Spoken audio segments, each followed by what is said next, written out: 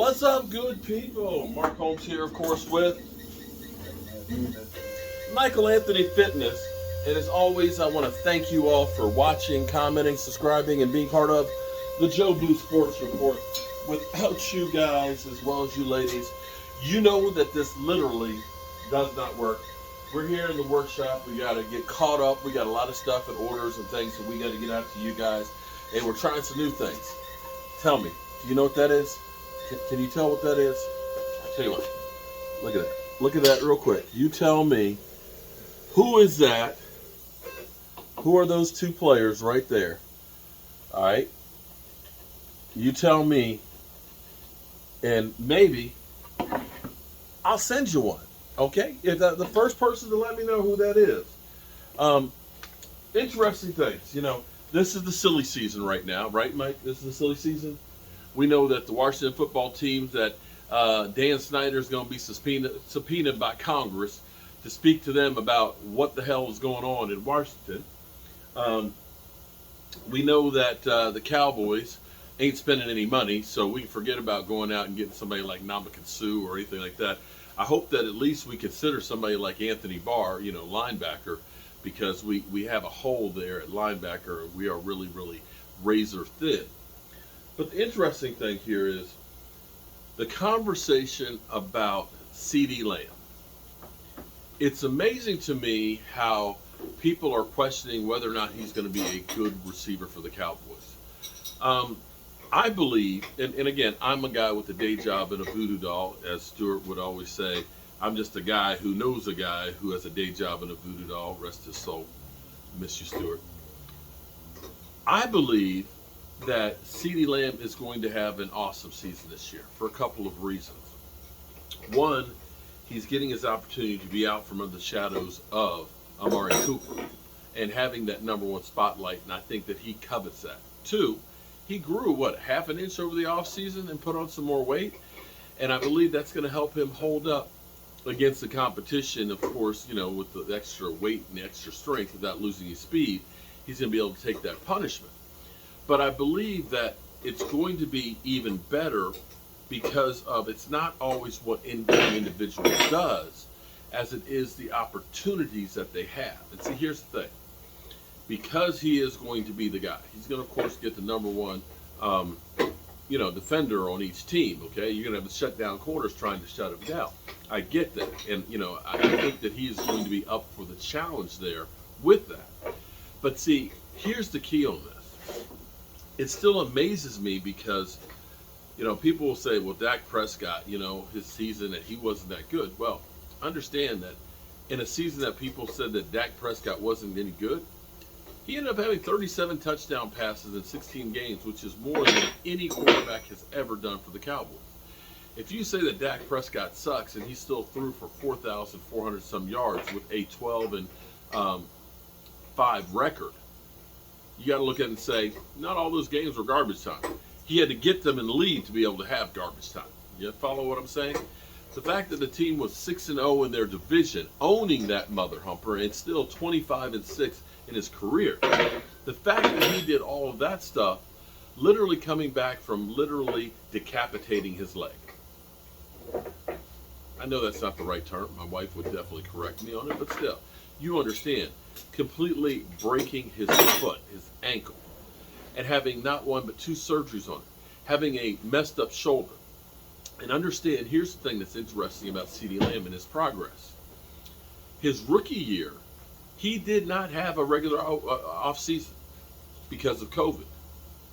They had a shortened preseason where there were no preseason games. He had 3 different quarterbacks throwing the football to him in his rookie season. 3, including Ben DiNucci, the Nooch. Okay? That's what he had for his rookie season and almost had 1,000 yards. Or did he have 1,000? Okay, somewhere. He was either close to 1,000 yards or right there at 1,000. With 3 different quarterbacks, and 2 of which you could say aren't good quarterbacks. Ben DiNucci, we love you. You'll get a job here for, you must have something on the coaching staff, but I don't know that you're going to start another NFL game. Or if it is for the Cowboys, we're in deep kimchi. But love my JMU Dukes. Shout out to you. And Andy Dalton, and contrary to what Colin Cowturd said, that there's no drop off between Dak Prescott and him. Let's be real. There really is. Okay? He couldn't start in Chicago with the Bears, a team that has always been quarterback challenged. Okay? Let's be clear. They're always quarterback challenged. So, those are the quarterbacks that threw to him his rookie season. His second year, his quarterback and him couldn't work out together because, well, Dak Prescott was recovering from the ankle surgery and then had the shoulder issues. And so for training camp, he had Cooper Rush basically throwing to him for the most part. So when you start looking and saying, okay, all right, there's been no stability for Ceedee Lamb. There has been none until this offseason. So now you've got him moving next door to Dak Prescott. You've got a fully healthy Dak Prescott who's been able to work out with Ceedee Lamb. And see, let's be clear here. There are so many subtleties and things that happen. There's so many communications that happens between a quarterback and a receiver that are subtle, that you can't draw it up. It's getting that connection. See, Romo and Dez had that connection. Dak and Dez did not have that same connection that Romo and Dez had. And that's where you're able to take it to another level. And I believe that Dak, as well as with, oh my God, with Ceedee Lamb, that they're going to be getting that connection. And if and when they do, they're going to be lights out. They're going to be able to communicate without actually saying a word. It may be drawn up this way, but we see something together that we know where Dak can kind of give you that little right there can change the play, and he'll know because he sees something that he can communicate with his receiver that you can't do when you don't have the connection. So when people say that I don't know that he's a number one guy, listen, when you draft a guy in the first round, except for the Eagles, you know, with the guys they draft, you expect them to become that number one wide receiver. You don't take a pick that high and draft a wide receiver and think that he's going to be a number two. Cowboys drafted him to be a number one, and I think he is ready to take on that role and to be lights out. Would you agree with that, Mike? Yeah. Shout out to Michael, because Michael is the man. Michael has got this machine down pat. Well, I'm going to have to learn some shit. I won't be here every day. I'll come back. Well, come back and help. Then we'll just have to let people know. It's 2 weeks away. You got to wait till Michael gets back here. So, you trying the 30-degree bit now? All right, so we're trying. Is this for the gloves? All right, so we're going to try and do some of the Cowboy gloves with a different bit. You know, each one of these bits are like anywhere from $28 to like $100 for this thing.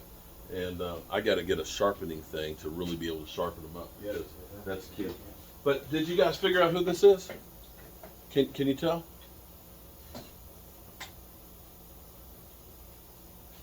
I'm still perfecting on how to do the pictures the right way. You know, there's a happy medium of sanding too much and not enough.